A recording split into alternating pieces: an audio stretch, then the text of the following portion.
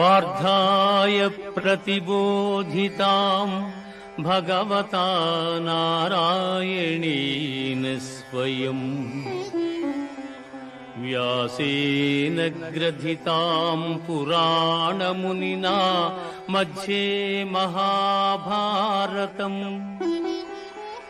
అద్వైతామృతవర్షిణీం భగవతీం అష్టాదశాధ్యాయినీం అంబా త్వామనుసందధామి భగవద్గీతే భవద్వేషిణీం భగవద్గీతే భవద్వేషిణీ. భగవద్గీత మహాభారతము యొక్క సమగ్ర సారాంశము. భక్తుడైన అర్జునునకు అనర్చిన ఉపదేశమే గీతా సారాంశము.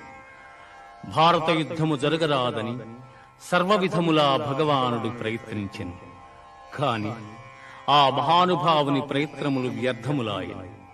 అటు పిమ్మట శ్రీకృష్ణుడు పార్థునకు సారథి అయి నిలిచెను.